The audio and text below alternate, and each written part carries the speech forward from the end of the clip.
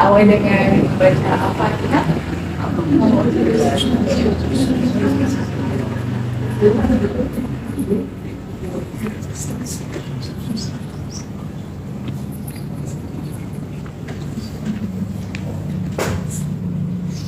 Ya, kemudian kita akan memperdengarkan ya lantunan ayat suci Al-Quran yang akan dibacakan oleh Ananda Altof.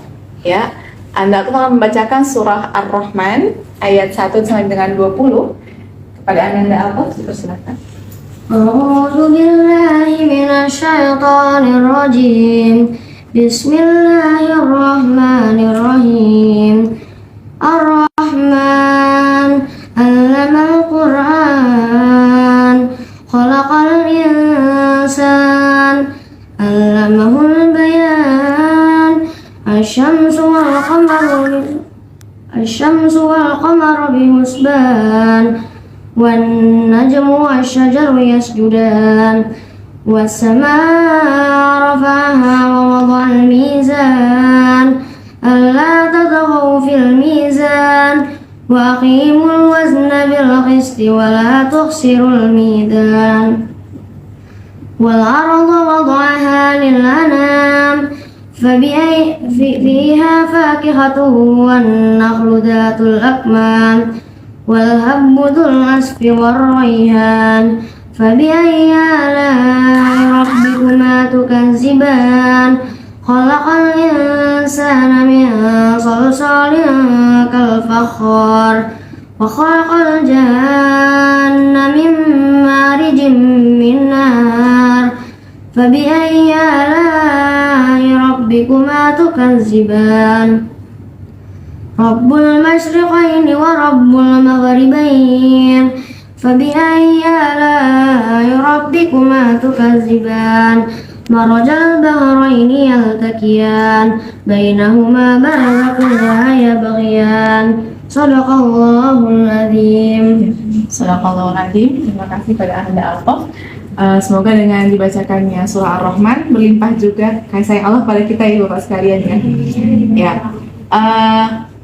Pada kesempatan kali ini kami dari Sahabatku mengucapkan terima kasih kepada Bapak dan Ibu sekalian sudah meluangkan waktunya ya. Tentu bukan hal yang mudah ya. Lagi puasa. mungkin ada keluarga di rumah yang ditinggalkan gitu ya, atau ada agenda lain yang lebih diprioritaskan, tapi Ibu sekalian hadir ke sini untuk menghadiri bersama-sama launching klinik psikologi Sahabatku ya. Saya izin memperkenalkan dulu ya, nama saya Afra, saya salah satu tim media di Sahabatku. Hari ini diminta untuk mendampingi acara sampai dari awal sampai dengan akhir. Nah, supaya kita makin dekat ya, boleh kita saling berkenalan, Ibu Bapak? Ya, saling berkenalan karena biar lebih dekat gitu ya, tidak ada jarak antara kita saling berkenalan dulu, nanti semua bergantian ya, bergantian berkenalan. Baik, dari siapa? Oke, dari Ibu yang orange, silahkan Bu. Belakang nama. Bukan tamu ya? Nanti gantian juga Bu, mereka juga akan kenalan semua. Assalamualaikum warahmatullahi wabarakatuh. Waalaikumsalam. Saya Ibu Jamila, saya guru dari Cipinang Muara 05 pagi Bu. Dan tetangga. Itu saja. Ya, tinggal di mana Ibu? Saya rumahnya sih dekat di sini di Kampung Sawah. Ya. Terima kasih Ibu. Bu Jamila. Iya. Sambil dihafalkan. Sampingnya Bapak, silahkan Pak. Baik, terima kasih. Assalamualaikum warahmatullahi wabarakatuh. Waalaikumsalam. Perkenalkan, saya Uci Sanusi, guru dari SDN Cipinang Muara 07, tetangga di sini. Saya sebagai guru olahraga di sini. Oh. Pak Uci panggilannya. Saya tinggal di Perumnas Klender. Rumah Slender. Ya, lumayan nih kalau rumah lumayan. 15 menit. 15 menit. Baik. Itu aja berarti. Ya, terima kasih Pak Uci. Waalaikumsalam. Selanjutnya Ibu. Terima kasih. Assalamualaikum warahmatullahi wabarakatuh. Saya Syafa Nurila, guru TK Aliman. Oh iya. Kesini. Dekat ya Bu ya, berarti rumahnya Bu dekat. Iya. Panggilnya Bu Sofa. Sofa. Bu Sofa. Terima kasih. Sampingnya Ibu. Assalamualaikum warahmatullahi wabarakatuh. Waalaikumsalam. Nama saya Amir Faida, saya PKB. Bersama dengan Mustafa ya. Dipanggilnya Ibu Ani. Bu Ani. Terima kasih Bu Ani. Kami silakan. Assalamualaikum warahmatullahi wabarakatuh. Waalaikumsalam. Nama saya Nuranisa dari siswa SMA 100. Oh, Masya Allah. Ada sahabat muda ternyata ya. Kelas berapa? Kelas 1. Satu SMA? Iya. Oke. Panggilnya Nisa? Anissa. Anissa. Oke. Alhamdulillah kita kedatangan sahabat muda. Ya. Nanti ajakin teman-teman main ke sini ya. Kalau udah ada pustakaannya ya. Oke. Terima kasih Anissa. Lanjut. Ya. Assalamualaikum warahmatullahi wabarakatuh. Waalaikumsalam. Saya memperkenalkan diri, Bapak Ibu. Nama saya panjang Heroti Yaumir Farida, biasa dipanggil dengan Ibu Farida. Farida. Saya guru BK di SMA 100. Masya Allah. Jadi menurut saya. Wah, luar biasa nih guru BK-nya mencantum, bisa mengajak siswanya. Baik. Dipanggilnya Ibu Farida. Baik. Terima kasih Ibu. Sampingnya Nama saya Seera Huta Barat. dipanggil Ngajarnya di 52. 52. Juga dipanggilnya Bu Era. Bu Era. Guru BK. Guru BK juga. Ya, terima kasih Bu Era. Sampingnya Assalamualaikum warahmatullahi wabarakatuh. Waalaikumsalam. Saya besar, perwakilan dari Komite 05. Oh, 05. Tempat tinggal saya di Komplek PBI. Bu Osa. Bu Osa. Terima kasih. Jadi kita ada guru guru TK ada, guru SD ada, guru SMA ada, dan komite juga ada. Jadi lengkap semuanya. Murid SMA-nya juga ada. Dia semua lengkap ya. Lanjut, Mbak. Silakan, Mbak. Perkenalan semua. Berangkat orang tua dari anak. Ya baik, assalamualaikum warahmatullahi wabarakatuh. Terima kasih atas kehadiran Bapak Ibu semuanya di tempat yang cukup sejuk ya Bu ya. Di luar kayaknya panas banget itu, dalam masuk agak sedikit. Perkenalkan, nama saya Muhammad Khalid. Saat ini saya sebagai tim leader di Sahabatku. Ya, bersama ini juga saya ingin mengucapkan terima kasih atas penerimaan Bapak Ibu semuanya, kehadiran kami di daerah Cipinang ini. Ini ada istri saya yang juga kadang-kadang suka iseng jadi tim desainnya di Sahabatku. Ini juga anak saya, bukan KKN Ibu ya. Anak saya juga Najla, tim media, internship ya, lagi magang di tim media Sahabatku. Dan ini anak saya juga yang tadi membacakan tilawahnya. Terus ini bukan anak saya. Assalamualaikum warahmatullahi wabarakatuh. Waalaikumsalam.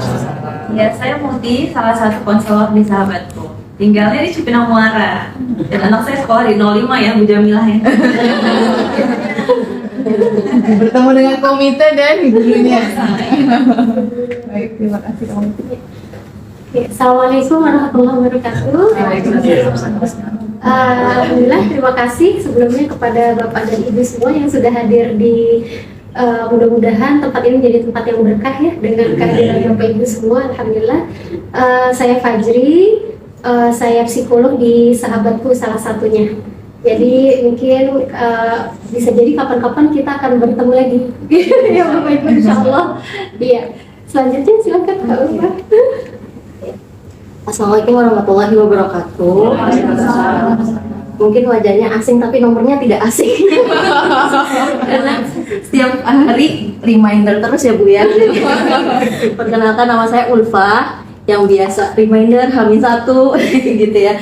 Saya di sini sebagai admin dan operasional Sahabatku. Jadi salam kenal untuk ibu-ibu semuanya. Mungkin ada undangan selanjutnya juga bisa ketemu saya lagi. Iya, terima kasih. Baik, terima kasih Kak Ulfa. Selanjutnya Lanjut aja. Assalamualaikum warahmatullahi wabarakatuh. Waalaikumsalam. Ya, perkenalkan ibu-ibu dan bapak. Saya Ika, salah satu psikolog di Sahabatku. Selanjutnya. Assalamualaikum warahmatullahi wabarakatuh. Salam kenal Bapak Ibu semuanya. Saya Rahma. Saya juga salah satu psikolog di Sahabatku. Assalamualaikum warahmatullahi wabarakatuh. Perkenalkan Bapak Ibu, kakak, saya Mika, saya salah satu konselor di sana. Lanjutin silakan Ibu. Sebelumnya saya dengan pamit. Assalamualaikum warahmatullahi wabarakatuh. Waalaikumsalam. Perkenalkan, nama saya Rafika Patrinada, saya guru BK di SMA 53. Ah ya, Dari 52 dari 53. Ibu Rafika. Baik, silakan Kak, perkenalkan diri. Assalamualaikum warahmatullahi wabarakatuh. Yang perkenalkan, saya Pak Iza, saya salah satu tim media di Sahabatku. Oke. Baik. Ya, jadi sudah lengkap ya semua kita berkenalan. Mudah-mudahan jadi ajang satu rahim. Mungkin nanti lain waktu saling ketemu, menambah teman, jejaring baru, gitu ya, Ibu Bapak sekalian. Nah, tanpa berpanjang lagi, mari kita dengarkan sambutan dan juga perkenalan tentang Sahabatku dari tim leader Yayasan Sahabatku pada Bang Halid Tipsel.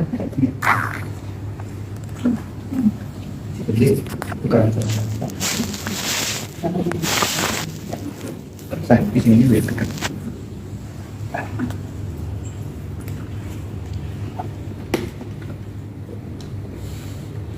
Assalamualaikum warahmatullahi wabarakatuh. Usah deh, suara saya cukup terdengar kan ya? Meskipun udah jam-jamnya udah jam rawan kita gini ya. Baik, Bapak Ibu semuanya, terima kasih banyak sekali lagi atas kehadirannya pada sore hari ini di Cipinang Elok 2 Blok AE nomor 20. Kita juga masih baru belajar mengingat nomor rumahnya ya. Kadang-kadang kalau bawa mobil juga istri saya kelewatan, belokannya sini deh kayaknya, enggak sebelah sana deh kayaknya gitu. Akhirnya muter-muter lagi gitu. Sama dengan Bapak Ibu tadi ketika berkunjung ke sini gitu ya pertama kali. Tapi ya, insya Allah kedepannya kita bisa saling berkomunikasi, berkoordinasi, entah itu terkait dengan siswa kita atau mungkin murid-murid kita ya yang menjadi tumpuan harapan kita selama di sekolah itu nanti gitu. Baik, saya mau memperkenalkan sedikit tentang Sahabatku karena katanya tak kenal maka tak sayang. Begitu udah kenal, kita boleh bersayang-sayangan, enggak ya? Ya, ini sedikit profil tentang Sahabatku, silakan terus. Kami Sahabatku ini berdiri tanggal 25 Maret 2016. Awalnya di Doha ya, resmi launching pertama kalinya di Doha karena ada beberapa pendiri dari Sahabatku ini sebetulnya yang cikal bakalnya itu mereka sedang bermukim di Qatar. Ada yang sedang ikut tugas suami gitu ya, salah satunya Mbak Fajri ya. Ikut tugas suami, sebetulnya mereka ini alumni dari psikologi UI yang kebetulan sedang ikut tugas suaminya di Qatar gitu ya. Nah kemudian ketika kita sudah launching di Qatar, Jakarta nggak mau ketinggalan dong, masa Jakarta nggak launching, masa yang Doha aja gitu ya. Akhirnya bulan Juli kita juga mengadakan launching di Jakarta. Nah pada waktu itu 2016 kita masih memang masih di aplikasi konseling juga ya, aplikasi konseling tapi berbasis web. Jadi ketika ada remaja yang mau curhat itu kemudian kita balasnya lewat email permasalahan tersebut gitu. Nah seiring dengan perkembangan semakin kesininya maka pada tahun 2020 itu kita merubah aplikasi konseling kita yang tadinya berbasis web sekarang berbasis aplikasi chat. Jadi kayak WhatsAppan gitu ya Bapak Ibu ya, kalau misalnya mereka mau curhat itu bisa kita layani dari jam 9 pagi sampai jam 5 sore.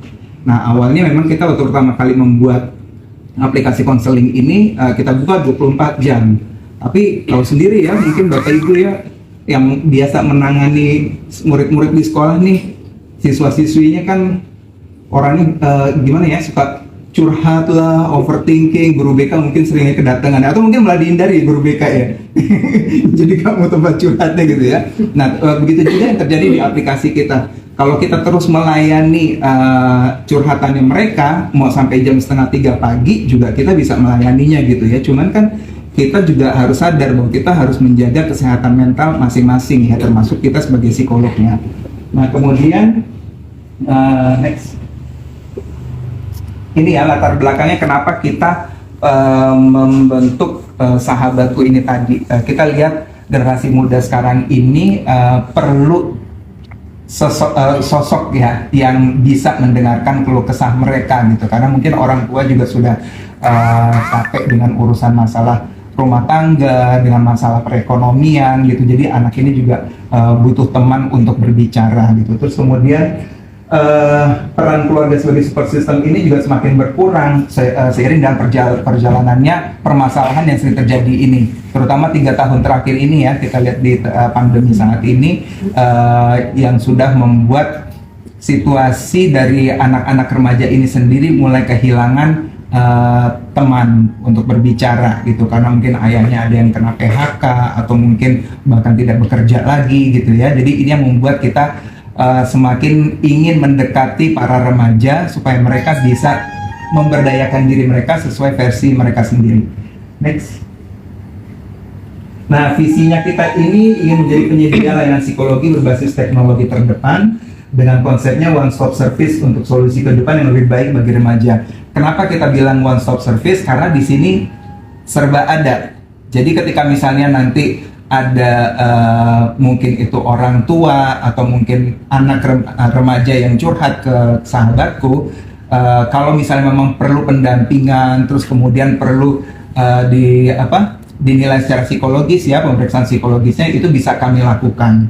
Dan bahkan nanti Bapak Ibu juga kalau misalnya di sekolah ingin melakukan psikoedukasi ya, dengan topik-topik seputar psikologi, pengasuhan gitu, itu bisa bersama dengan kami juga. Makanya kami sengaja mengundang Bapak Ibu sekalian untuk perkenalan terkait dengan program-program yang biasa kami lakukan.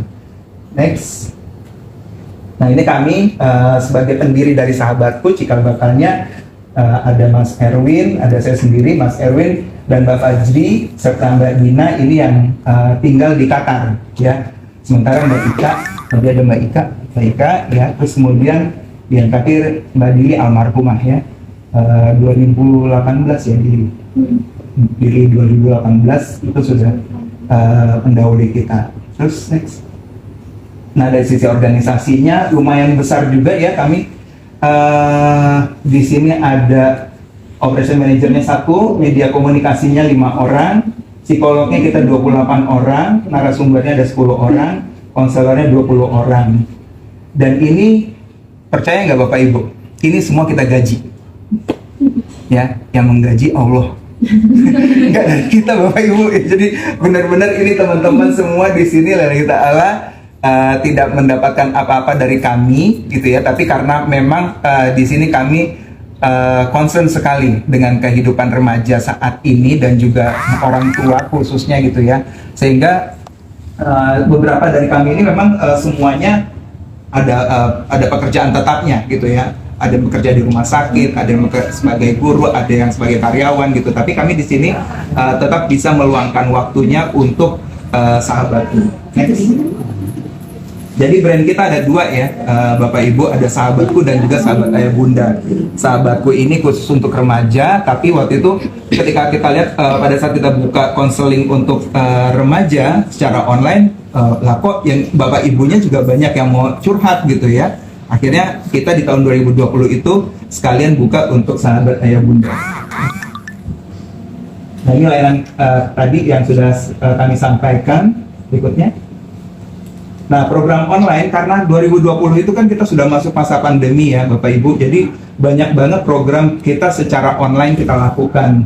Ada psikoedukasi, parenting, pengayaan program, kemudian ada telekonseling melalui aplikasi Sahabatku dan juga melalui Zoom aplikasi ya. Terus kemudian psikoedukasinya kita secara live di IG dan melalui podcast, sosial media kita ada YouTube, Facebook dan juga Instagram.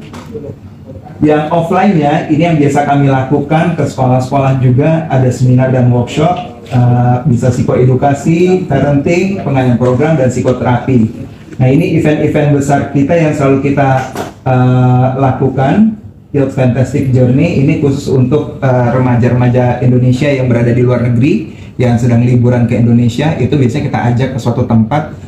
Waktu itu kita pernah ke Jogja, pernah ke Malang, terakhir ke Sukabumi ya. Tahun ini nggak tahu mau kemana lagi kita. Terus kemudian ada Super Camp for Teens, ini untuk remaja-remaja Jakarta ya, karena yang di atas itu biasanya remaja-remaja Indonesia yang diaspora, yang di bawahnya itu untuk remaja-remaja yang ada di Jakarta.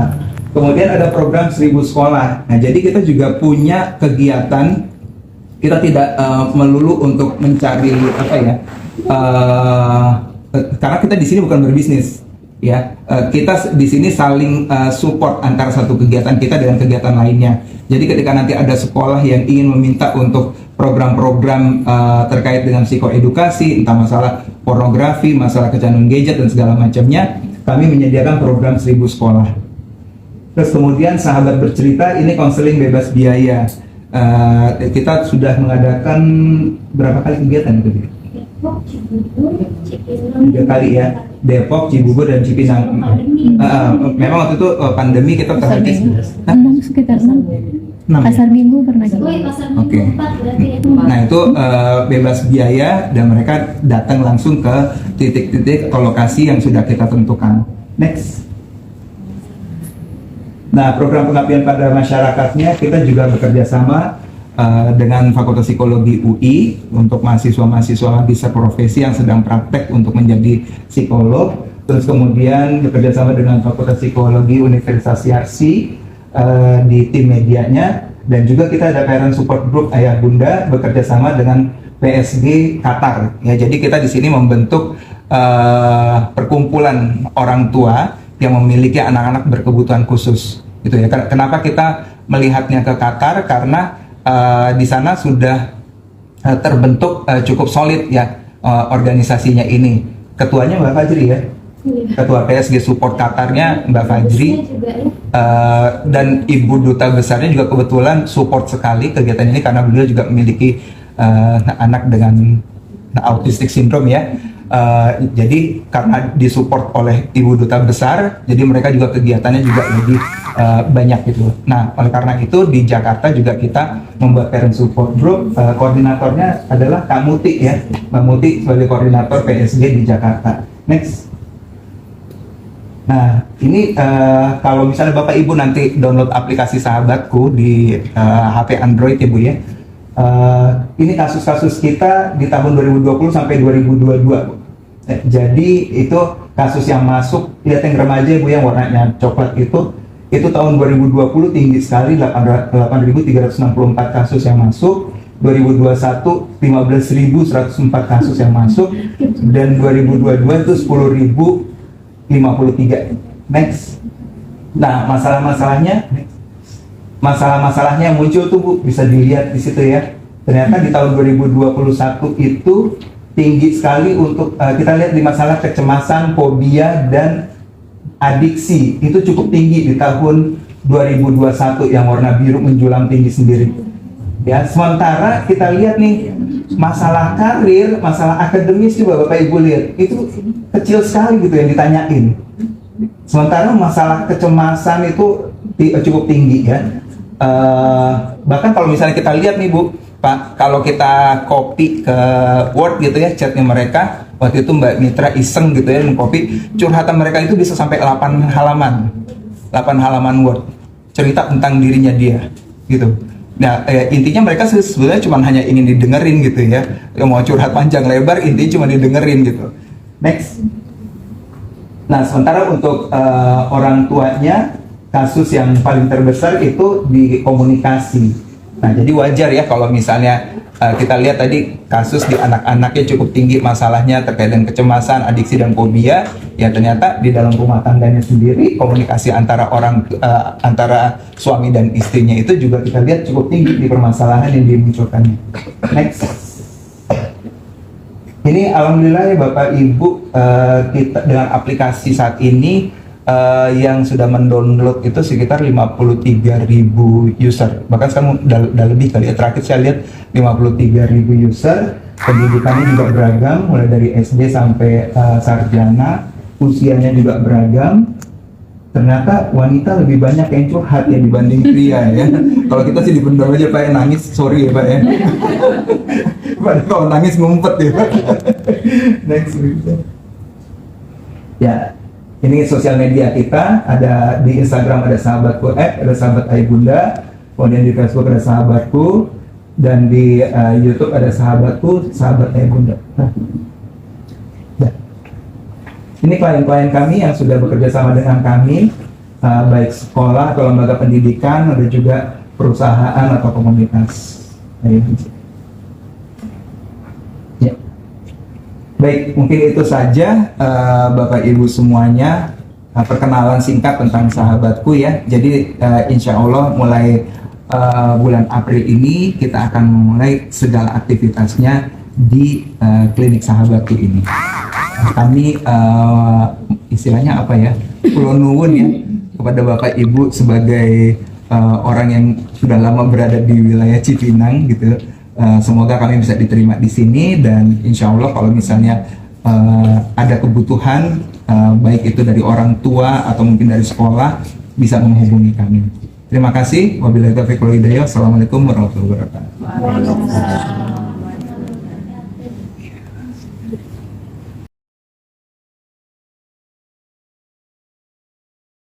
Beliau seorang ibu dan seorang anak, ya, dan juga punya passion untuk memberdayakan orang lain. Beliau seorang konselor di Sahabatku dan juga di beberapa tempat lainnya. Kemudian beberapa sertifikasi yang beliau miliki: Certified Explorer Points of View Indonesia, Certified Ghazalian Therapy dari Ghazalian Institute, dan praktisi Brain Spotting. Baik, tanpa berpanjang lagi, kita akan menyimak penyampaian tentang pencegahan adiksi pornografi pada siswa. Pada kamu, Tim. Gimana Bu enaknya ya? Saya berdiri di sini duduk atau sama ya? Ya udah. Karena lagi puasa duduk aja. Ya, bismillahirrahmanirrahim. Assalamualaikum warahmatullahi wabarakatuh. Waalaikumsalam. Masya Allah, saya senang banget ketemu sama ayah bunda dan ibu bapak guru sekalian ya yang saya hormati. Mungkin hari ini saya sifatnya cuma sharing aja, tapi ini juga udah sering banget kita dengar ya. Jadi nanti kalau psikolog sahabatku juga bisa menambahkan. Nanti di sesi diskusi juga bapak ibu bisa tanya langsung ya. Tadi udah dikenalin sama Kak Alfra, saya Muti, salah satu konselor di Sahabatku. Ya, dan mungkin sebagian yang saya share ini juga sebagian dari kasus yang pernah saya tangani juga di P2TP2A DKI Jakarta. Jadi saya pernah di P2 yang di Jakarta Timur, Bu, di Rusun Cipinang Besar Selatan. Nah, di situ ya, salah satunya. Oke, boleh lanjut Kak Alfra. Nah, pertanyaannya sebelumnya pertama adalah, kalau kita dengar kata-kata pornografi nih, yang paling melekat di kita tuh apa sih? Pornografi itu apa sih? Boleh? Boleh. Ya. Silakan Bu, apa Bu? Hal-hal yang tabu. Oke. Tabu. Oke. Berhubungan dengan seks. Berhubungan dengan seks. Kemudian? Adek Nisa. Benar gak namanya Nisa? Iya, bisa ya. Apa nih? Gimana? Kurang tahu. Alhamdulillah nggak tahu. Iya, jadi ternyata tahun 2008 ya sudah ada undang-undang yang kita juga mungkin dulu ngikutin ya, zaman dulu ya, bahwa udah ada undang-undangnya sebenarnya gitu, bahwa pornografi itu adalah semua. Jadi bukan cuma gambar, ada tulisan juga, ada percakapan juga, gerak tubuh ya, semua yang memuat kecabulan atau eksploitasi seksual yang melanggar norma kesusilaan dalam masyarakat. Jadi kalau kita misalnya melihat di Instagram ada yang menampilkan gambar atau foto ya, atau mungkin bercandanya itu ke arah sana, itu sebenarnya udah masuk nih Bu ke pornografi, itu konten porno ya. Dan kalau adiksi dari KBBI itu adalah kecanduan, singkatnya ya, ketergantungan secara fisik dan mental terhadap sesuatu sehingga dia menimbulkan perubahan perilaku nih buat orang yang mengalaminya. Jadi kayak dia bisa kecanduan nafza gitu ya, yang mungkin yang udah biasa kita dengar ya, obat-obatan, narkotika, psikotropika, kecanduan sosial media juga bisa gitu. Sehari semalam nih 24 jam gitu ya, nggak bisa lepas dari gadget atau bahkan terbenam nih. Jadi ibaratnya kayak terpenjara di gadgetnya. Oke, nah dalam adiksi ada tuntutan untuk menggunakan secara terus-menerus dengan disertai peningkatan dosis. Jadi kalau ibarat kita lagi main game itu kan, kalau udah selesai satu game dapat hadiah ya, dapat reward ya. Ini pengen naik lagi nih biar dapat reward lagi. Naik terus gitu. Nah, adiksi seperti itu. Dan dia kesulitan atau nggak mampu untuk mengurangi atau menghentikan walaupun udah berusaha. Itu salah satu dari karakter adiksi. Nah, sebenarnya Bu, adiksi pornografi yang kita bahas sore ini tuh belum ada di buku besarnya para psikolog ya. Kan ada namanya itu DSM Bu, Diagnostic Statistical Manual of Mental Disorder ya. Jadi gangguan mental yang udah diakui di seluruh dunia sebenarnya belum ada nih adiksi pornografi. Padahal dampaknya udah berpuluh tahun terasa sama kita ya, sama yang megang kasus juga udah banyak. Kenapa sih belum ada Bu? Karena ternyata penelitiannya di dunia ini masih sangat sedikit, jadi belum sampai 20 penelitiannya. Nah, nanti kita akan bahas salah satunya penelitiannya di Indonesia ya, tentang adiksi pornografi. Jadi kenapa terus kita gaungkan? Karena emang dampaknya udah luar biasa dan mudah-mudahan nantinya kalau udah banyak penelitiannya, dia bisa masuk ke DSM, jadi kayak gangguan yang lainnya, kayak penyakit yang lainnya yang diampu sama negara nih, dibiayai negara masuk BPJS gitu, kayak HIV kan sekarang udah ya. Dan diabetes kan nggak ada semua dokter di seluruh dunia tuh mengakui kalau diabetes itu adalah penyakit gitu ya. Begitu juga harapan kita ke depannya untuk adiksi pornografi ini. Nah, ini proses kecanduannya Bu, secara singkat ya. Kecanduan pornografi itu mulanya mungkin anak pas lagi main game gitu ya, game gratisan kan suka ada pop up Bu ya, iklan-iklan ya, yang menampilkan tadi ya, kecabulan dan sebagainya. Nah, dia nggak sengaja ngeliat gitu. Awalnya sistem limbik di otaknya tuh kayak merasa jijik, jadi merasa nggak aman dulu.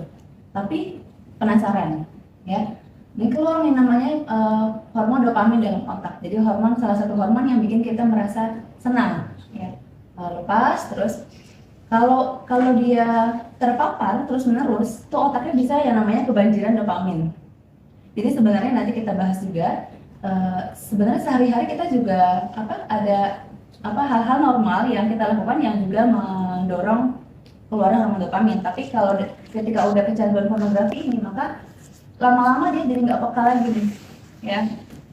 Melihat gambar nggak puas, gitu. Akhirnya ngeliat video, ngeliat film nggak puas, akhirnya ngelihat yang ethernya mungkin terbukanya sedikit, jadi naik lagi levelnya gitu ya, sampai dia tingkat pornonya meningkat dan akhirnya melakukan atau acting out. Nah, ini yang beberapa mungkin banyak juga ya kita temuin kasusnya di lembaga kita seperti itu.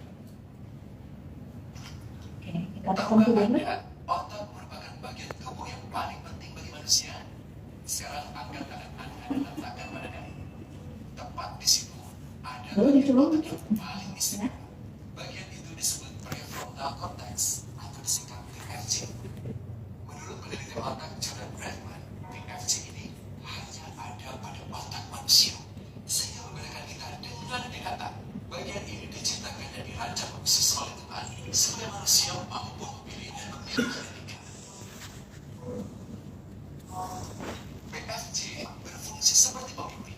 Ia bertanggung jawab untuk berkonsentrasi, memahami benar dan salah, mengendalikan diri, menunda kepuasan, berpikir kritis, dan merencanakan masa depan. PFC adalah pusat pertimbangan dan pengambilan keputusan. PFC inilah yang membentuk kepribadian dan perilaku sosial. Sayangnya, PFC adalah bagian otak yang paling mudah mengalami kerusakan. Jika PFC rusak, maka kepribadian orang bisa berubah. Rusaknya PFC bisa disebabkan oleh benturan fisik, bisa juga oleh zat kimia seperti narkotika, psikotropika, dan zat adiktif atau nafsa. Dan ternyata bentuk paling merusak juga pornografi yang disebut narkolepal, narkotika lewat mata. Bagaimana pornografi mempengaruhi otak dan pikiran kita? Adi, remaja 12 tahun, melihat gambar di TV yang menjurus ke porno. Awalnya, ia merasa kaget dan jijik. Ini karena sistem limbik di otak Adi menjadi aktif. Sistem limbik mengatur emosi, juga keinginan makan, minum, dan berhubungan seksual. Sistem limbik ini kemudian mengaktifkan zat kimia otak bernama dopamin. Dopamin memberi rasa senang, penasaran, sekaligus kecanduan. Zat ini juga aktif jika orang mengkonsumsi nafsa. Oleh karena itu, sifat candu pornografi sama dengan sifat candu nafsa. Otak akan mengingat apa yang membuat Adi senang dan bagaimana ia memperolehnya. Jika Adi mendapatkan pembinaan akhlak, etika yang baik, dan patuh pada norma sosial, dorongan melihat pornografi, meskipun menyenangkan, akan ia abaikan. Namun karena hal itu tidak ada pada diri Adi, ketika ia sedang merasa bosan dan ingin mencari kesenangan, otak akan mendorongnya agar melihat pornografi lagi. Namun lama-lama, Adi bosan melihat jenis gambar yang sama dan butuh yang lebih porno untuk memicu rasa senang. Sekarang, dengan internet, pornografi menjadi jauh lebih mudah didapat. Pertama, Adi membuka internet dan tidak sengaja melihat gambar yang menjurus ke porno. Berikutnya, ia sengaja membuka lagi untuk melihat yang lebih porno. Awalnya melihat yang sedikit terbuka, lama-lama semuanya terbuka. Awalnya melihat 1 menit, lama-lama 1 jam. Adi mengalami kecanduan pornografi. Bagaimana kerusakan PFC akibat kecanduan pornografi? Secara alamiah, dopamin dialirkan dari sistem limbik ke PFC. Orang yang kecanduan pornografi akan mengalirkan dopamin secara berlebihan sehingga membanjiri PFC. PFC menjadi tidak aktif karena terkandung dopamin. Semakin sering PFC tidak aktif, ia akan semakin mengerut dan fungsinya terganggu. Sistem limbik justru akan berkembang semakin besar karena terus mengaktifkan dopamin, sehingga Adi cenderung untuk terus mencari kesenangan tanpa takut atas akibatnya. Jika tidak ditangani segera, Adi berpeluang besar menjadi pelanggan pornografi seumur hidup dan mengalami kerusakan otak di bagian PFC. Awalnya, ia akan kehilangan konsentrasi, penurunan kemampuan menimbang benar dan salah, serta berkurangnya kemampuan mengambil keputusan. Lama-lama, besar kemungkinan ia akan melakukan masturbasi, oral seks, hubungan seksual suka sama suka, dan mudah berganti-ganti pasangan seksual. Pernikahan dianggap tidak penting, pasangan dianggap hanya sebagai objek seksual semata, cenderung merendahkan derajat dan kehormatan lawan jenis. Selera hubungan seksualnya pun tidak sehat dan seenaknya, kasar, sampai tega memperkosa. Manusia jadi tidak ada perbedaannya dengan binatang. Inilah dampak yang terjadi akibat kerusakan PFC. Ahli bedah otak Donald Hilton Jr. mengatakan, jika difoto menggunakan alat magnetic resonance imaging, otak yang rusak akibat pornografi memperlihatkan hasil yang sama dengan otak yang rusak karena kecelakaan. Ia juga mengatakan, berbeda dengan dampak nafsa yang merusak otak di 3 bagian, pencandu pornografi yang sudah melakukan hubungan seks dengan anak-anak mengalami kerusakan otak di 5 bagian. Terbukti pornografi pada anak lebih bersifat merusak karena PFC belum matang dengan sempurna. Tapi untungnya, otak anak yang belum sempurna ini masih mudah dibentuk. Pengaruh pornografi bisa menghilangkan asal ada usaha dengan sabar, terutama ayah ibu, keluarga, dan orang terdekat. Pelajari bagaimana mencegah dan menangani anak yang terkena pornografi. Mari lindungi generasi kita dari bencana pornografi dan kejahatan seksual. Oke, udah ya. Masya Allah. Ini dari semua ya. Selamatkan anak Indonesia. Karena 2045 harapannya kan kita generasi Indonesia tuh Indonesia emas gitu ya. 2045. Gimana kita mau mengarah ke generasi Indonesia emas sementara kita saat ini tercatat sebagai negara dengan pengakses pornografi terbesar di dunia kedua setelah Rusia ya, kalau nggak salah ya. Hebat. Miris ya, hebat ya. Iya, pengen banget terus gimana gitu ya. Ya. Nah, sekarang pertanyaannya adalah terus gimana nih Kak biar kita tahu ini anak udah ada gejala dia adiksi atau kecanduan pornografi dan enggak atau belum gitu ya.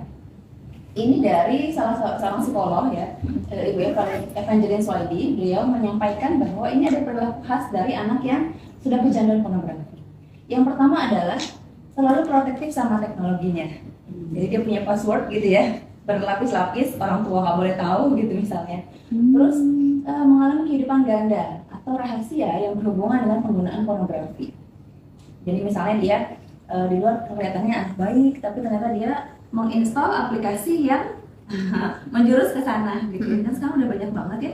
Bahkan kemarin saya ada seorang anaknya teman saya, gitu, dia punya teman Karang Taruna yang iseng-iseng cuma ngedownload WeChat, cuman iseng aja. Terus karena dia tadi ya udah penasaran, karena dia udah sampai ke tadi mau acting out, nanti kita akan bahas ya blast ya. Bosan atau dia sendirian, orang tuanya sibuk kerja gitu, di antaranya itu. Terus yang ketiga adalah cenderung mengisolasi diri dan begadang di malam hari dengan internet. Kita kira udah tidur Bu ya, udah mati gitu lampunya, udah selimutan, ternyata di bawah selimut ya masih buka atau mengakses konten porno seperti itu. Lalu menyembunyikan atau mencoba merahasiakan kenayaan pornografi. Habis lihat apa tuh? Nggak lihat apa langsung ganti. Terus tidak mampu berhenti melihat pornografi walaupun ada upaya sebelumnya untuk melakukannya. Dia tuh pengen berhenti tapi nggak bisa, terus gitu. Dan penyangkalan atau marah kalau diminta untuk dihentikan oleh orang tua atau oleh orang dewasa. Misalnya ketahuan sama gurunya pas di sekolah gitu ya. Terus dia lebih galak daripada gurunya misalnya, atau dia lebih galak daripada orang tuanya. Dia lebih merasa apa sih gitu, ini kesenangan yang dia dapat selama ini gitu. Mungkin dari rumah dia nggak dapat yang dia butuhkan, dia dapat dari sini. Kemudian lanjut melihat pornografi walaupun dia tahu ada konsekuensi jika terus menonton. Terus kelihatan dari sikapnya, dari kosakatanya ya. Kalau kita lihat konten-konten, karena saya main di Instagram gitu ya, saya lihat konten anak-anak muda saat ini ya, Gen Z. Oh Masya Allah ya, jadi kalau kita puasa mungkin dulu cuma nahan lapar haus, sekarang tuh ada menahan masturbasi katanya gitu. Jadi udah sampai kayak, saya nggak kebayang gitu di zaman saya.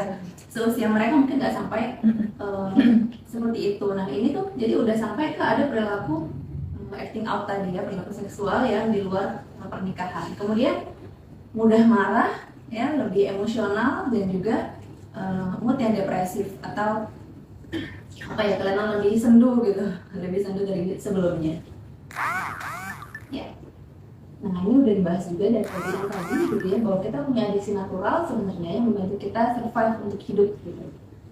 Kita makan ya, setelah kita makan kalau itu sehat dan enak dan membantu kita akan makan hal yang sama, kita minum juga, olahraga kita tahu berguna buat kita. Dan kita tahu kalau memukul diri sendiri itu nggak sehat, jadi kita nggak mengulang atau nggak melakukan lagi. Nah itu sama sebenarnya ya, adiksi naturalnya ya. Oke. Nah, namun dalam adiksi pornografi tadi ya yang sempat dibahas di video, otak kita tuh seperti dibohongi gitu, dimanipulasi, termanipulasi. Seakan-akan pornografi itu dibutuhin sama kita gitu. Jadi otak merasa butuh, dia cari lagi. Ya, dia percaya kalau kita nggak konsumsi kita akan nggak bisa survive atau mati gitu ya. Nah, keluar tadi yang sampai dibilang kebanjiran dopamin.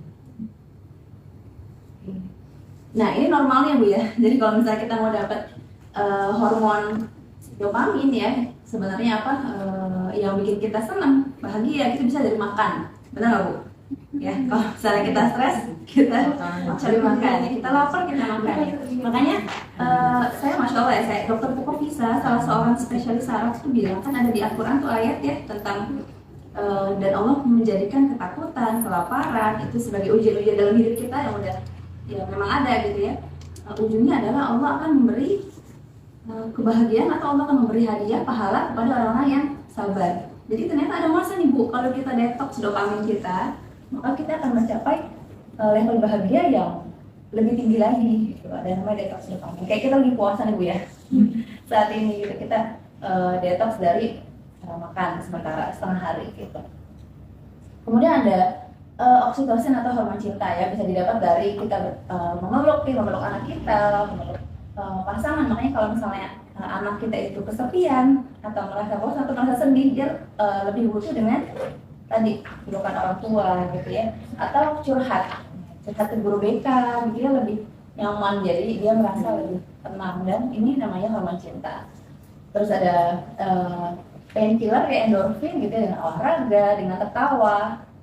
Makanya kalau kita lagi sakit gitu ya, di rumah sakit, kita lagi sakit terus kita lihat misalnya lapor Pak atau apa, itu kita ketawa kok kayaknya kayak berkurang ya gitu, kayak painkiller alami.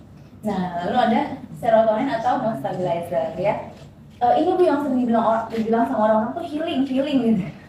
Jadi melihat alam itu ternyata adalah penstabil alami untuk mood kita gitu ya.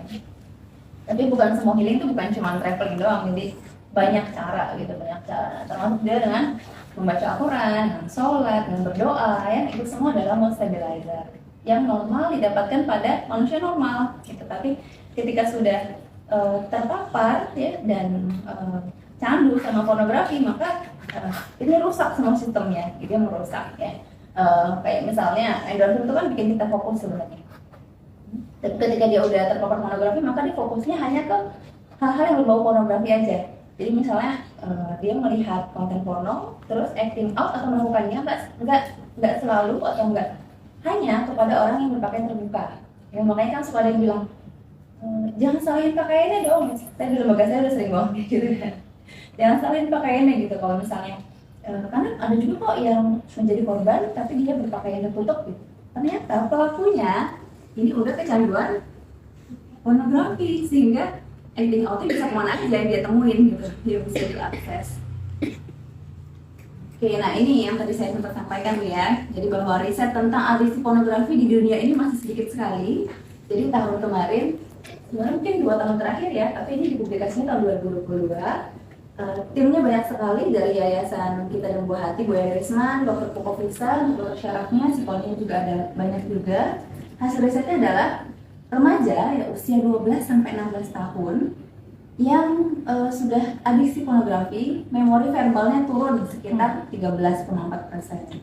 Sayang Bu ya, sayang kalau anak-anak kita memori verbalnya turun. Jadi kan memori itu iya, jadi ada yang lewat kata-kata ya. Jadi kayak misalnya, ayo nanti sholat ya, terus dia lupa gitu. Atau nanti kita janjian di sini jam sekian. Kalau cuma dengan verbal maka dia akan mudah lupa.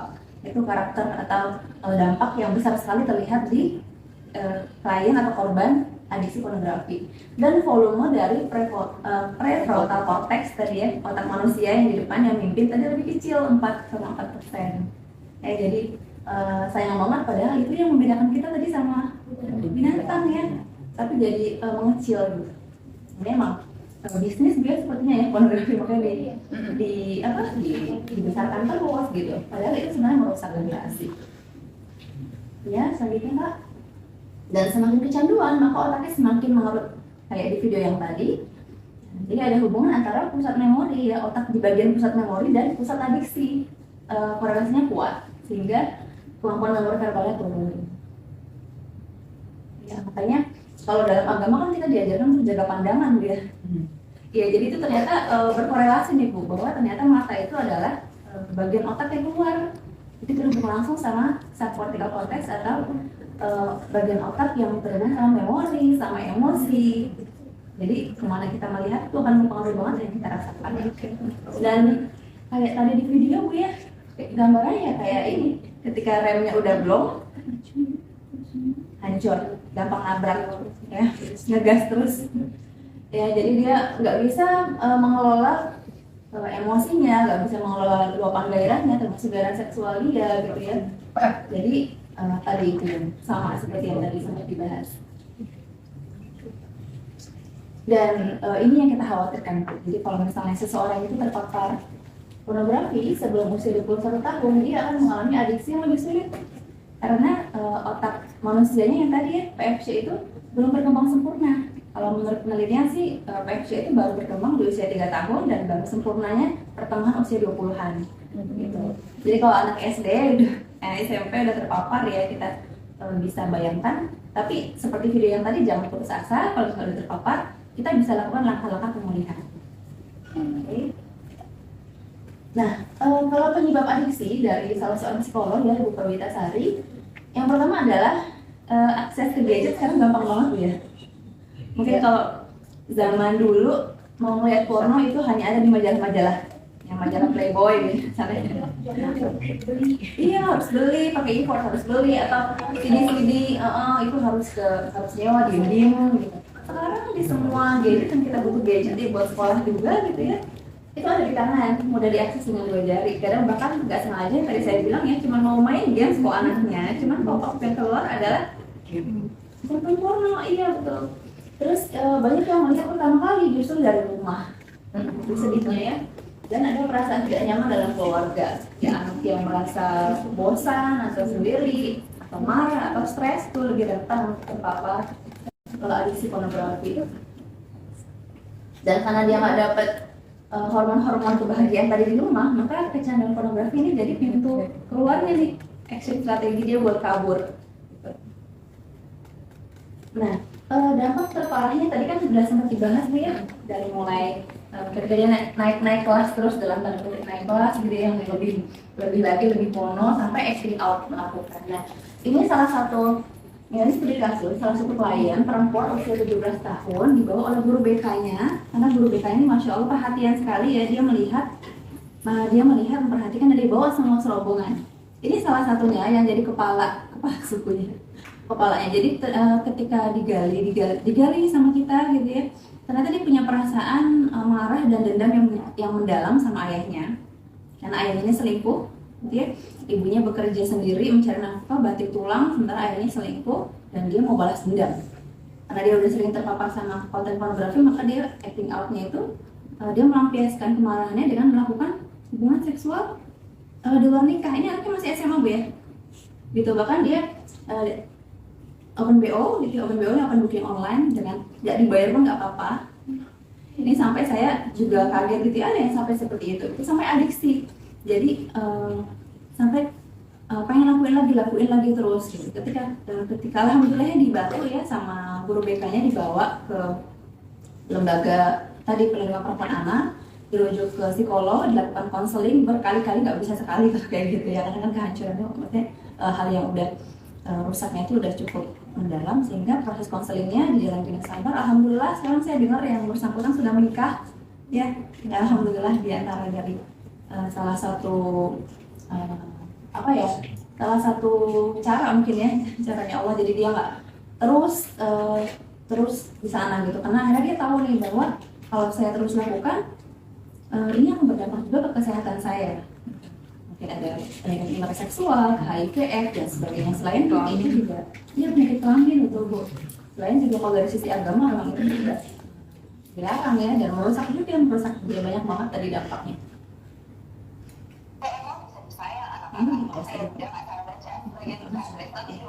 Iya, yang tadi tapi mas.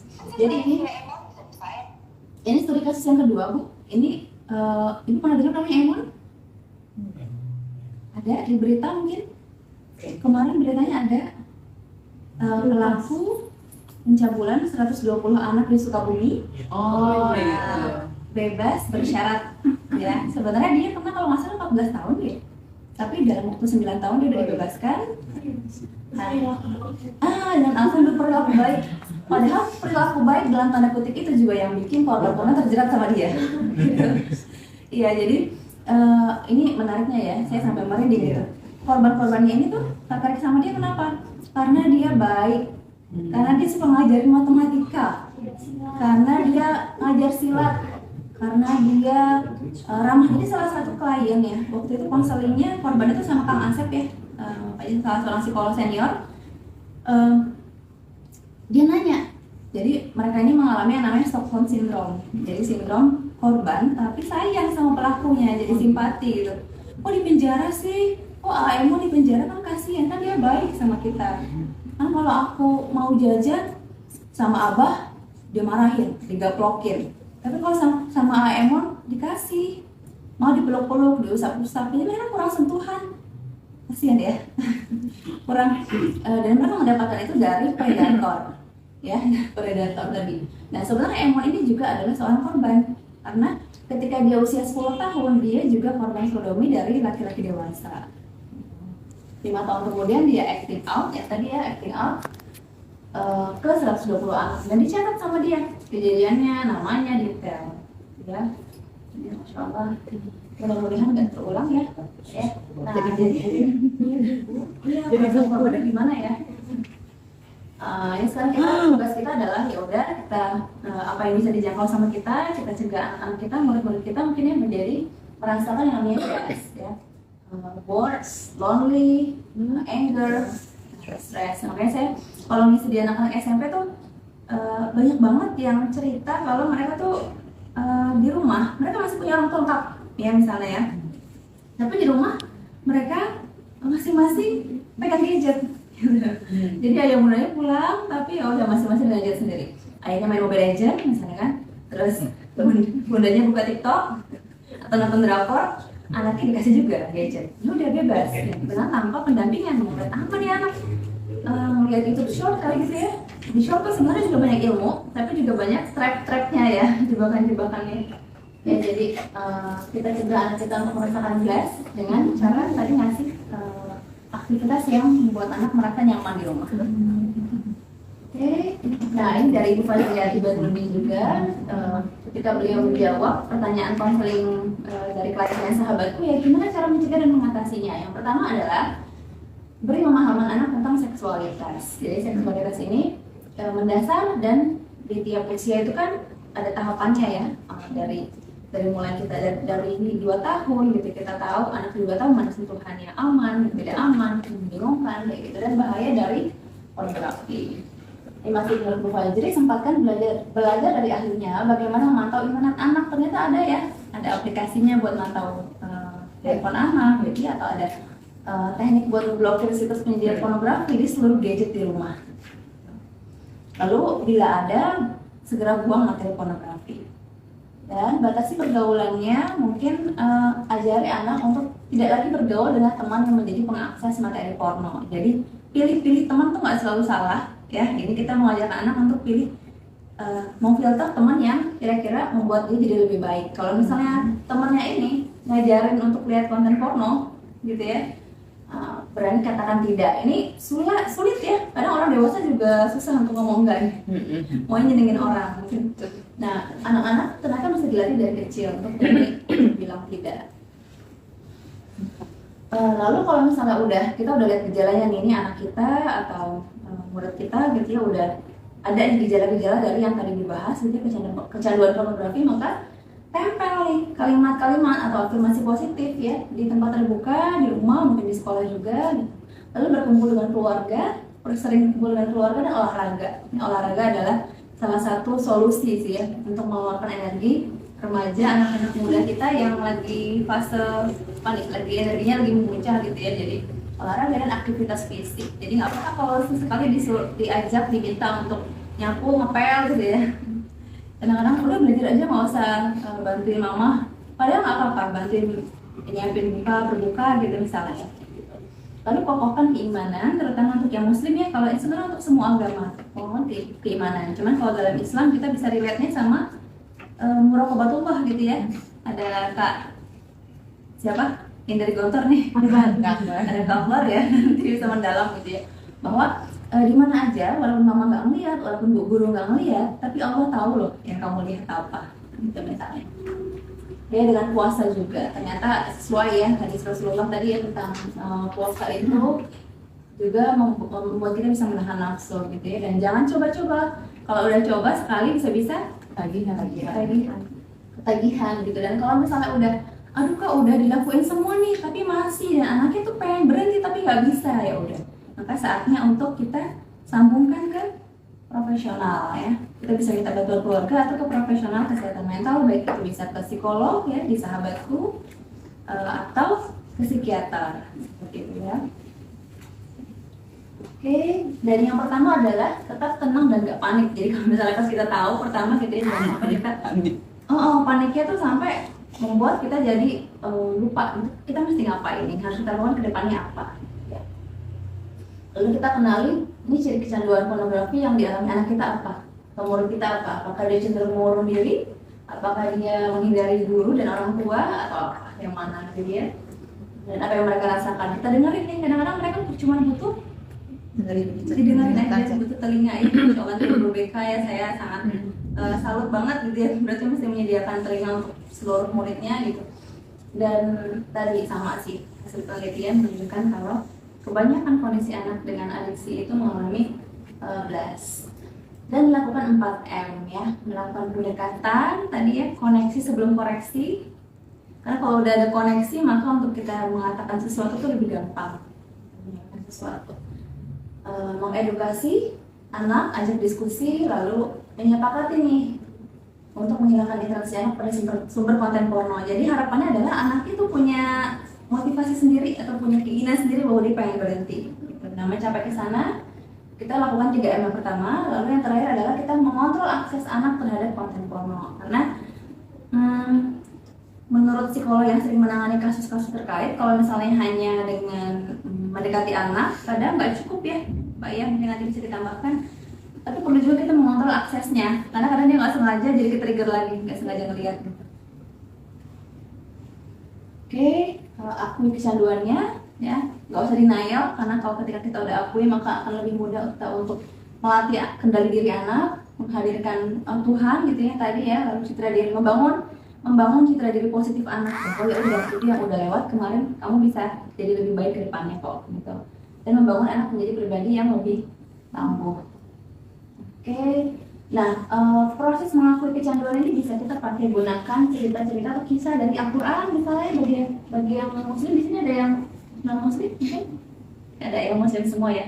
Jadi kita bisa menggunakan kisah-kisah dari ayat suci berkaitan dengan perilaku yang dilarang Allah, lalu perilaku yang diperintahkannya ya. Karena kalau di Al-Quran sebenarnya pendidikan seksualitasnya sudah jelas ya, baik laki-laki perempuan sama-sama menentukan pandangan atau menjaga pandangan dan menjaga kemaluan gitu. Itu selalu ada intinya sih. Nanti kan kalau di psikologi jadi turunan-turunannya gitu. Lalu tawarkan cinta dan dukungan tanpa syarat. Jadi nggak usah pakai nunggu. Kalau misalnya kamu menang lomba atau dapat prestasi tertentu baru ayah ibu akan sayang. Tapi kita sayang apapun yang ya karena dia adalah anak kita gitu ya, unconditional atau tanpa syarat. Lalu bisa menyampaikan mau konseling nggak kemana gitu ya, atau mau untuk pemulihan apa metodenya, lalu kebutuhan emosional dia apa, akhirnya mungkin dia kan bilang iya nih aku butuh banget ayah bunda ada di sini gitu, nemenin aku misalnya ya. Lalu apa nih perilaku alternatif dan sehat yang bisa memenuhi kebutuhan emosional anak dan menghormati privasi anak. Ya jangan sampai pas kita udah tahu nih dia mau kita asal buka aja masuk kamarnya gitu ya, atau kita asal buka aja teleponnya, tapi tetap ada ada kontrol, ada adab yang udah kita kesepakati bersama. Oke, lalu pengajaran diri juga, sistem reinforcement atau penguatan positif ini artinya ya kalau misalnya mungkin bertahap ya, kalau misalnya dia bisa mengurangi dari yang tadi yang ngelihat itu sekian jam sehari jadi berkurang mungkin ada reward atau hadiah yang bisa kita kasih gitu ya. Dan jangan membuat anak merasa bersalah atau malu. Ya udah, itu udah berlalu, mungkin anak bisa berubah, ayah bunda akan bantu atau bu guru akan coba bantu. Ya, selanjutnya aku. Ini sama sih, cuman yang menarik adalah hasil risetnya keterlibatan ayah itu sangat mencegah anak terkena adiksi pornografi. Ya, ini luar biasa hasil risetnya. Ternyata keterlibatan ayah juga bisa mencegah anak berperilaku seksual pranikah. Ya. Dan memiliki hubungan baik anak orang tua tidak cukup dibutuhkan pola pengawasan orang tua terhadap anak ya, sama seperti yang tadi kita sudah dibahas. Nah, kalau terkait dengan guru, karena tadi judulnya sebenarnya untuk siswa ya, mungkin nanti kakak-kakak psikolog yang akan bisa lebih menyampaikan atau mungkin Kak Rahma ya, psikolog pendidikan.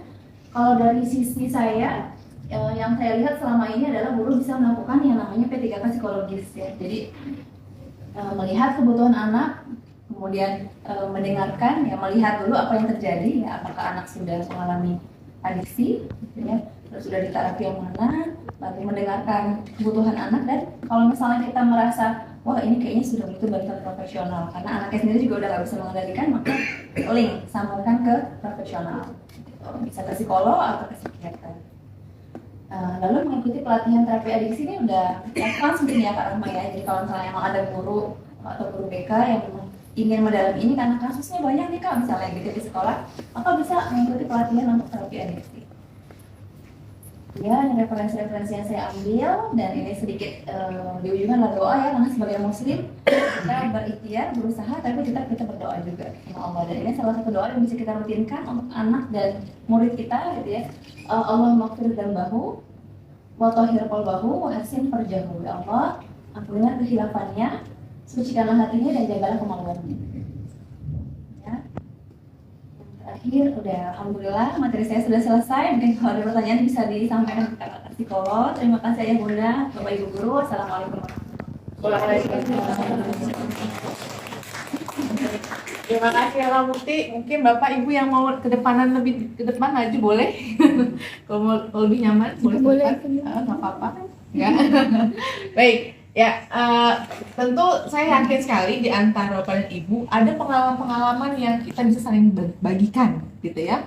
Jadi melalui sesi jawab ini tidak hanya pertanyaan dan jawaban yang akan saling kita lakukan, tapi juga pengalaman-pengalaman ibu pak guru yang terjadi di sekolah. Mungkin bisa sharing ataupun berbagi pengalaman menangani anak-anak dengan kasus yang serupa. Ada yang mau bertanya atau mungkin memberikan sharing pengalaman? Silakan Bapak Ibu. Apakah ada di antara Bapak Ibu?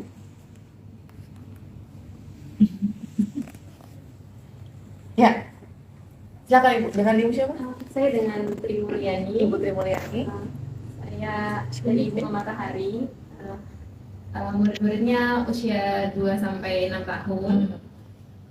Mungkin kalau yang tadi dipaparkan lebih ke agak serem gitu ya, bahkan usia SD ataupun SMP ya. Cuman kalau mungkin baiknya kita udah lebih berhati-hati, udah lebih menyiapkan anak-anak dari usia dini ya Kak ya.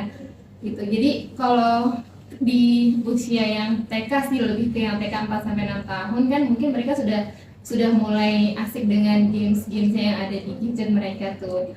Nah, kadang kasusnya sih apa ya, mereka selain main gadget juga mereka lebih banyak main dengan kakak-kakak yang usianya nggak lebih jauh ya, lebih jauh dari usianya. Ada kasusnya adalah mereka apa sih?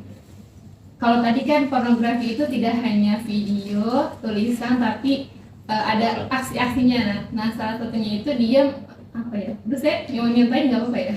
Iya. Jadi mungkin ada sih juga malu nyontain. Jadi ada anak laki-laki tuh usianya menurut saya sekitar 6 tahun. Itu dia bikin itu loh kayak apa sih? Inisial dari jari mereka yang intinya isinya adalah seperti gimana sih hubungan antara laki-laki dan perempuan tapi dalam bentuk gini loh. Oh iya. Nah dia kasih tahu ke teman-temannya, terus itu cuman terus bu ya, yang lainnya bilang bu kata abang ini kayak gini. Oh apa tuh bang, kan kita katanya kan nggak boleh apa tuh panik ya. Apa tuh bang gitu kan, ini bu enggak jadi doang kok bu gitu kan. Nah dari situ sebenarnya kita melihat oh jadi aja, jadi kita cuman ingin menenangkan teman-teman yang lain nih, jangan panik gitu kan. Jadi kita sampai di situ dulu tuh hari itu. Kemudian kita tindak lanjut lagi kan, kita ngobrol lagi tuh sama si abang itu. Abang kemarin ngasih tahu temennya apa bang gitu kan.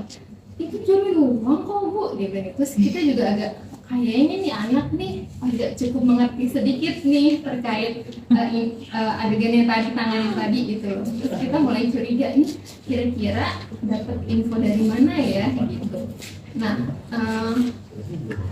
yang ingin ya caranya itu tuh salah satu kejadian yang berhubungan pornografi itu ya. Selain pornografi juga ternyata anak usia TK itu udah mulai apa sih membuli ya dalam tanda kutip kekerasan sama teman-temannya, terlebih sama adik kelasnya. Itu ternyata pernah kita dapetin itu di taman kanak-kanak. Mungkin kan kalau yang kekerasan secara fisik itu kan kebanyakan di level SD atau SMP ya, tapi ini di TK tuh udah mulai. Terus kita mulai gali kok bisa ya, mungkin dulu saat kita umur segitu main aja lah gitu, tapi ternyata sudah mulai tuh konten itu sama kekerasan bullying tuh udah mulai ada gitu. Terus kita mikir oh bisa jadi, terus kita cari dengan cari ini dari mana ya. Kalau dari rumah kayaknya nggak mungkin lah orang tua ngajarin tanda kutip. Terus oh ternyata si abang ini tingkat screen time atau main gamenya itu lumayan, dan ternyata games yang dia mainkan itu tanda kutip apa sih kekerasannya itu lumayan gitu. Saya kurang paham juga nama gamesnya apa, karena saya juga masih main game jadi kayak kurang paham gitu. Ternyata ketika bundanya sibuk kerja, mereka ternyata boleh tuh main games, buka laptop ataupun buka handphone tuh boleh ternyata dari situ. Terus selain itu juga main sama usia yang lebih tua, tanda kutip kita tidak tahu ya di rumah itu tuh kakak-kakaknya dia itu tetangga, kakaknya apapun tetangganya itu seperti apa, apakah aman-aman aja, atau mereka ternyata sudah sudah terpapar dan dia ngajarin adiknya, tanda kutip ngajarin adik-adiknya gitu. Terus yang bikin kita ini adalah, wah ini harus mulai dari kita paham sih. Terus kadang kita komunikasi dengan orang tua perlu perlu sharing dari kakak-kakak di sini yang mungkin sudah terbiasa berkomunikasi dengan orang tuanya. Nah kita kadang gimana ya ngagalinya biar lebih smooth, lebih enak gitu, biar orang tuanya tidak merasa tersinggung dan lain-lain kayak gitu kan. Terima kasih. Terima kasih Bu. Pengalaman yang ini ya luar biasa ya, karena bisa jadi itu ini TK loh ya, tingkatnya bukan SD atau SMP atau SMA, TK. Ini paling dini di antara sekian jenjang pendidikan. Nah, pertanyaannya adalah gimana kita komunikasi dengan orang tua gitu ya. Baik, ada yang mau bantu menjawab?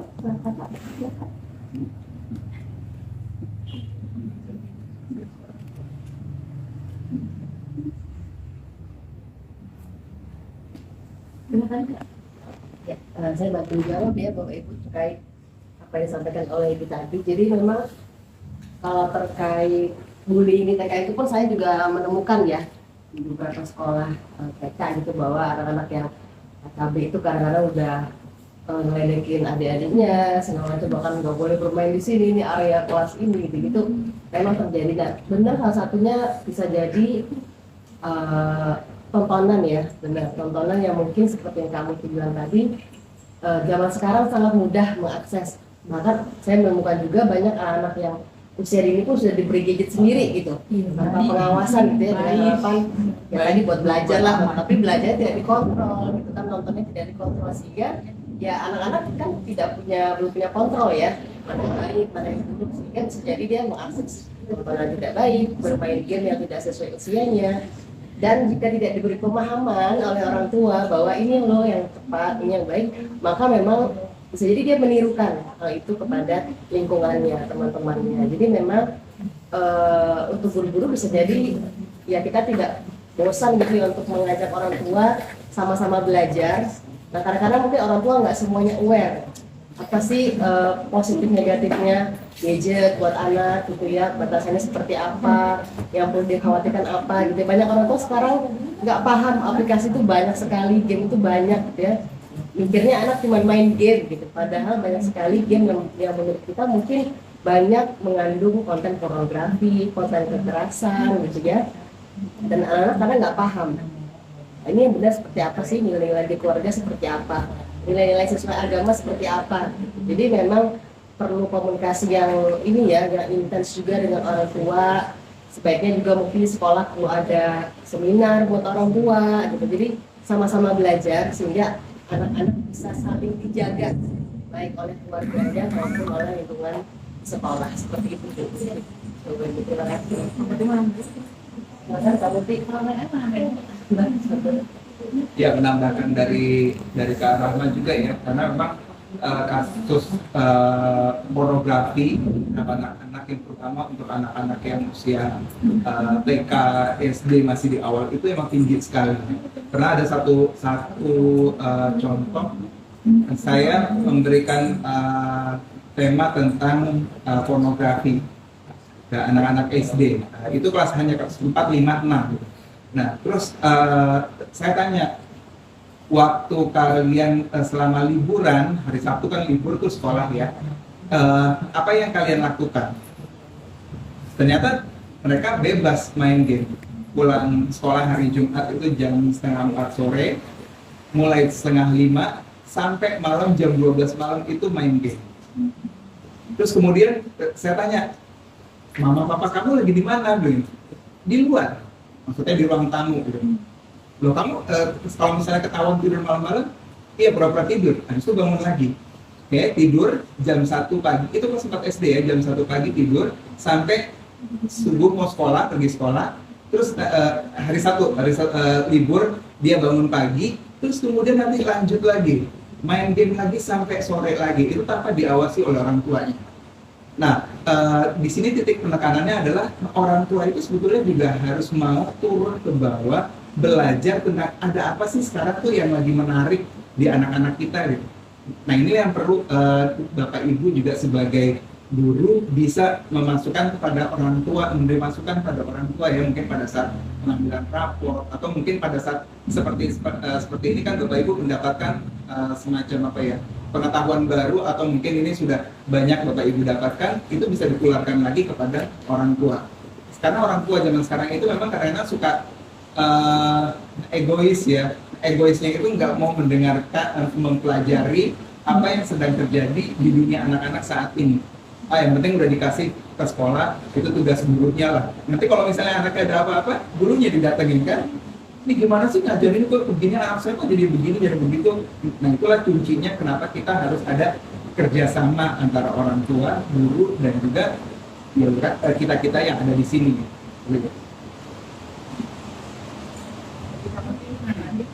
Mungkin sedikit menambahkan ya, mungkin nanti dari guru pada saat bisa ketemu sama orang tua bisa buka nih, ternyata WHO, Badan Kesehatan Dunia udah punya standar untuk screen time. Karena bener banget itu screen time itu tuh salah satu indikator anak adiksi. Screen time itu cukup banyak gitu. Nah kalau dari WHO sendiri di bawah 1 tahun itu sebenarnya nggak boleh sama sekali lihat gadget, kecuali hanya video call dengan keluarga yang jauh. Nah dia punya kakek di luar kota gitu ya, mau video call ya udah boleh tuh bayi video call, lalu tuh udah nggak ada tuh yang namanya nonton baby bus apa sambil makan gitu, sambil disuapin sambil nonton. Sekarang gitu ya, mungkin banyak gitu, bukan kebanyakan. Terus kayak usia-usia SD belasan tahun sebenarnya maksimal tahu saya 4 jam sehari, 4 jam sudah maksimal. Makanya tadi kalau ada kasus-kasus ini diawali dari screen time yang seperti diceritakan sama Kak Halid ya, kita bisa pahami ya gitu. Mungkin juga dari orang tuanya juga sudah kan mengontrol diri sendiri juga. Mungkin kayak saya orang tua gitu ya, saya banyak konten, saya banyak pegang gadget gitu ya. Mungkin harus bisa saya kendalikan juga nih kapan nih waktu saya untuk pegang gadget di depan anak, karena anak juga akan lihat kan, kok mau Umi boleh sih, kok aku nggak boleh gitu ya. Kritis banget soalnya anak, iya anak kritis ya, dan ternyata kita manfaatkan kekritisannya itu untuk menumbuhkan dia bahwa oh iya Umi udah kelewat nih waktu untuk lihat layarnya, maaf ya, mohon maaf ya gitu, atau Umi ada deadline nih bikin laporan atau apa, sampai jam segini aja nanti Umi temenin main. Jadi tetap ada waktu untuk membersamai anak, jangan sampai kita merasa oh zaman sekarang udah ada gadget ya udah posisi kita diganti sama gadget aja gitu, mainan banyak, YouTube banyak gitu. Ternyata nggak seperti itu. Tantangan kita bisa lebih kreatif, membersamai anak, mungkin mengajak anak kemana yang seusia sih ya, ngajak anak kemana, jalan kemana, atau kegiatan apa. Dan kita mikir memutar otak lagi, gimana caranya supaya anak bisa merasa senang sama kita, dan kalau nemuin apapun dia kembalinya ke kita. Umi aku ngeliat yang malu-malu misalnya, nah, dia udah dibangun nih, udah punya moral, udah punya dasar bahwa nggak boleh ngeliat yang malu-malu. Bahasa dia, bahasa anak-anak ya. Tadi kakak lihat nggak? Aku scroll aja. Tiba-tiba tadi waktu aku main game ada, tapi aku tutup aja, atau aku tutup handphonenya. Jadi anak bisa cerita sama kita ketika dia melihat sesuatu yang dia tahu itu nggak seharusnya. Itu aja. Silakan deh Bu. Assalamualaikum warahmatullahi wabarakatuh. Ini hanya sekedar bertanya, mungkin saya punya anak kelas SD dengan ibu merah. Karena sore hujan, jadi mungkin pada ini ya.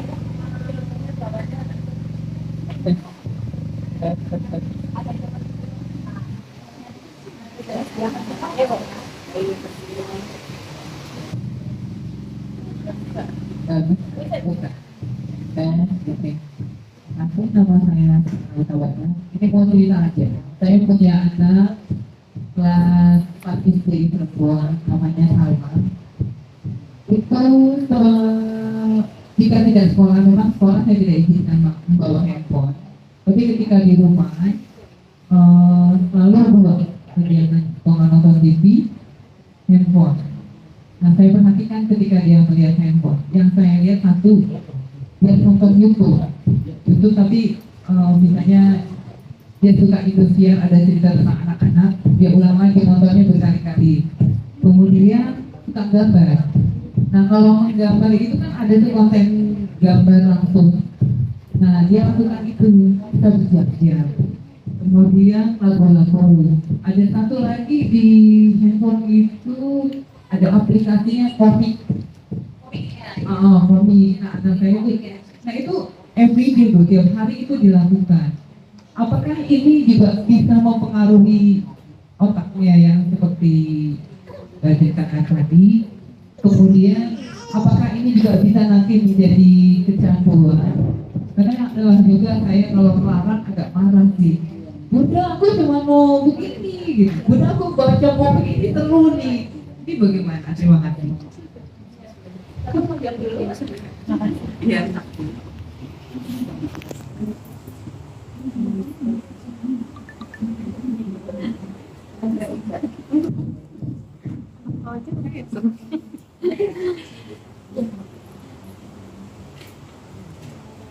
Terima kasih Bu. Oke, ini Pak suara jangan-jangan kedengeran ya Bapak Ibu ya.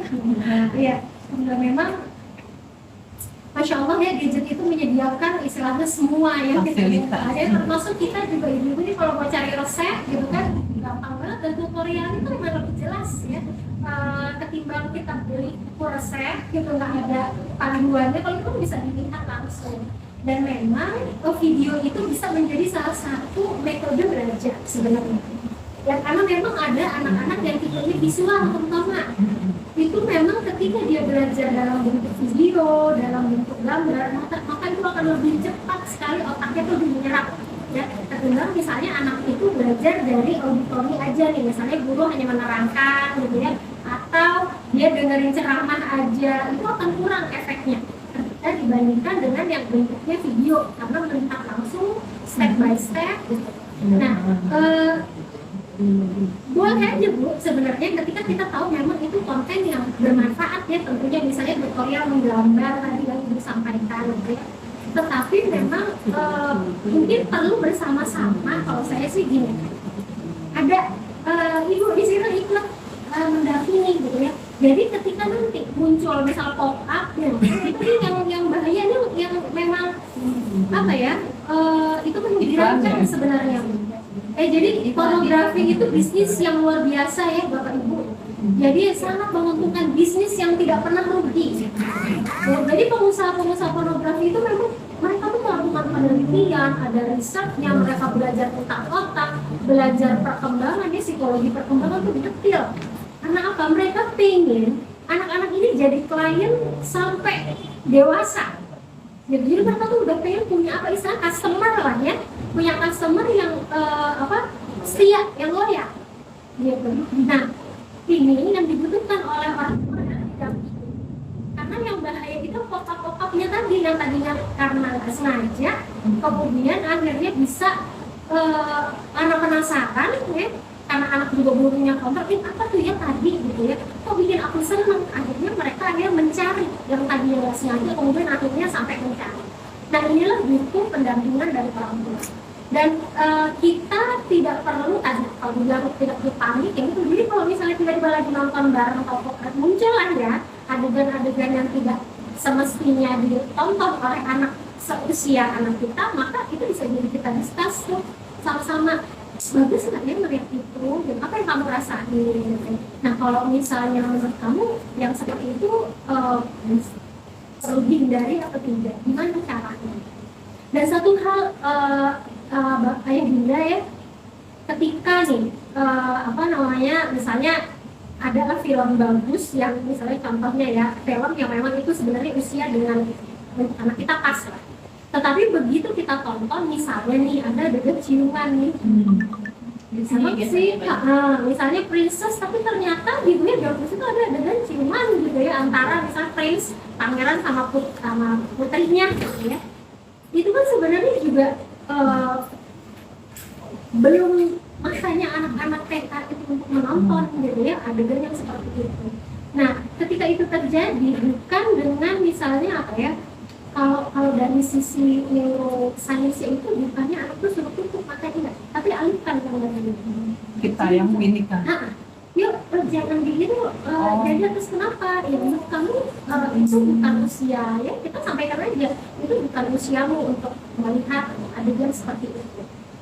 Jadi perlu didampingi aja sih Bu. Ketika emang karena yang kita khawatirkan ya itulah yang muncul itu. Yang pertama ya, jadi perlu pendampingan ketat. Nonton film apapun gitu ya, ketika anak-anak itu masih usia SD sampai baik sampai SMP pun kalau menurut saya baik banget kalau kita juga ikutan bareng nonton gitu ya, sehingga kalau ada nah itu dia problemnya adalah waktu kita gimana nih. Nah itu memang jadi satu dilema, tapi harus kita sempatkan gitu ya. Mungkin kalau misalnya kita udah yakin bahwa kita pernah lihat nih program ini bagus, tidak ada yang seperti itu, apa kita download dulu tuh, bisa dengan caranya begitu, kita download dulu sehingga bersih tuh dari iklan-iklan misalnya ya, sehingga anak boleh nonton. Jadi memang hal-hal seperti ini orang tua tuh harus mau belajar, jangan sampai ketinggalan sama si pengusaha ini loh, si pengusaha pornografi ini, karena mereka lebih canggih lah caranya tuh lewat dengan segala cara, termasuk Bapak Ibu juga ya, ini nih nilai-nilai pornografi yang berkaitan dengan LGBT.